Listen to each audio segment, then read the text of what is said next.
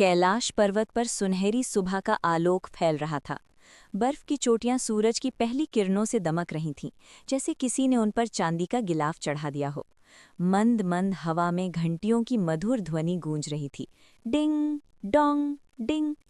बाल गणेश ने अपनी छोटी सी सूंड हिलाई और जम्हाई लेते हुए बोले, माँ पार्वती, आज तो कितना सुंदर दिन है।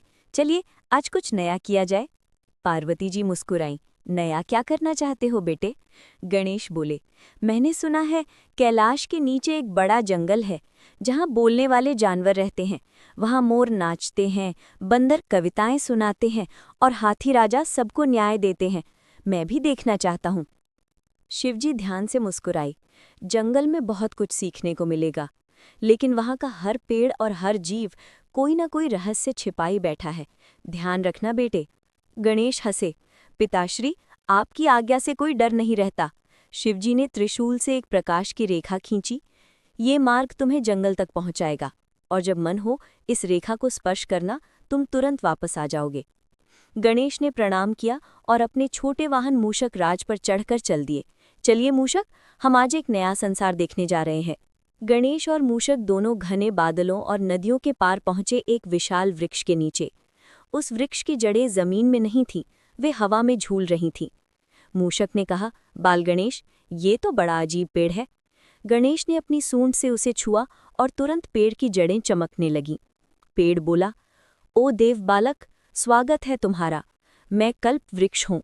जो सच्चे मन से सीखना चाहे उसे ही मेरा द्वार दिखाई देता है। पेड़ के भीतर से एक प्रकाश फूटा और गणेश मूषक उसमें समा गए। अचानक उन्हें लगा जैसे वे किसी 3D दुनिया में पहुंच गए हों, जहां चारों ओर चमकीले पत्ते, तितलियां और रंगीन झरने थे। पक्षी बोल रहे थे, स्वागत है, ज्ञान के वन में स्वागत है। फिर गणेश और मूषक थोड़ा आगे चले तो जंगल के बीच एक विशाल पीपल का पेड़ था, जिस पर एक बुद्धिमान तोता बैठा था, हरे रंग का, सुनहरी आंखों वाला। उसने गणेश को देखकर कहा, अरे, ये तो स्वयं गणपति बप्पा है। ओह, लेकिन आज बाल रूप में। आपका यहाँ आना हमारे लिए आशीर्वाद है। गणेश मुस्कुराए। गुरु तोता, मैं यहाँ ज्ञान और मित्रता की खोज में आया हूँ। तोता गुरु बोले, तो फिर मेरे साथ चलिए। मैं आपको जंगल के 3 मुख्य पाठ सिखाऊंगा। 1. सुनना सीखो। 2. मित्रता निभाओ। 3. धैर्य रखो। गणेश ने कहा, मैं तैयार हूँ। फिर तोता पहला पाठ सुनने का पाठ सिखाते हैं नदी की आवाज में। तोता गुरु उन्हें एक नदी के किनारे ले गए। नदी का पानी चमकदार नीला था और उसमें से एक मधुर आवाज आ रही थी, मुझे सुनो, मुझे समझो। गणेश ने पूछा, ये कौन बोल रहा है? तोता बोले, ये नदी है। ये तुम्हें सिखाएगी कि हर आवाज में अर्थ छिपा होता है। गणेश ने ध्यान लगाया और उन्होंने सुना कि नदी कह रही थी, मैं बहती हूँ क्योंकि रुकना जीवन नहीं, मैं देती हूँ क्योंकि रोकना दुख है। गणेश ने मुस्कुराकर कहा, अब समझा, देना ही सच्चा प्रवाह है। अब तोता दूसरा पाठ, मित्रता का पाठ सिखाते हैं, जो है घायल शेर का। थोड़ा आगे जाकर उन्होंने देखा, एक शेर पेड़ के नीचे घायल पड़ा है। बाकी जानवर उससे डरकर दूर भाग रहे थे। गणेश दौड़े और बोले, डरिए नहीं, मैं आपकी मदद करूंगा। उन्होंने अपनी सूंड से कुछ औषधीय पत्तियां तोड़ी और शेर के घाव पर लगाईं। शेर ने आंसू भरी आंखों से कहा, धन्यवाद बाल गणेश, सब मुझसे डरते हैं, लेकिन आपने मदद की। गणेश बोले, सच्ची मित्रता डर नहीं, दया से शुरू होती है। शेर ने प्रणाम किया, अब से मैं इस जंगल का रक्षक बनूंगा। फिर तोता तीसरा पाठ सिखाते हैं, धैर्य का पाठ, जो है अंधेरे की गुफा का। अगले दिन तोता गुरु बोले, अब अंतिम पाठ है धैर्य का। वे गणेश को एक गुफा में ले गए जहां कुछ भी दिखाई नहीं देता था। गणेश ने कहा, कुछ दिख नहीं रहा गुरुजी। तोता बोले, थोड़ा ठहरो।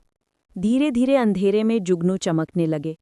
पहले 1, फिर 100, फिर 1000। पूरी गुफा रोशनी से भर गई। तोता बोले, देखा, अगर हम जल्दबाजी ना करें तो अंधेरा भी रोशनी बन जाता है। गणेश ने मुस्कुराकर कहा, सही कहा, धैर्य ही चमत्कार है। अब जंगल की विदाई का टाइम आ गया। अब गणेश को वापस लौटना था। सब जानवर, नदी और तोता गुरु उन्हें विदा करने आए। तोता गुरु बोले, आपने सीखा सुनना, मित्रता और धैर्य, यही ज्ञान संसार को चाहिए। गणेश ने कहा, मैं इन तीनों को अपने हृदय में रखूंगा। उन्होंने प्रकाश रेखा को छुआ और पलक झपकते ही कैलाश लौट आए। पार्वती जी ने पूछा, क्या सीखा बेटे? गणेश बोले, माँ, सीखा कि प्रकृति बोलती है, मित्रता जोड़ती है और धैर्य जग को चलाता है। शिवजी मुस्कुराए, अब तुम सच्चे ज्ञान के बालक कहलाओगे। उस दिन से जब भी कैलाश पर घंटियां बजती, जंगल में भी गूंज सुनाई देती, बाल गणेश, जय ज्ञानदेव।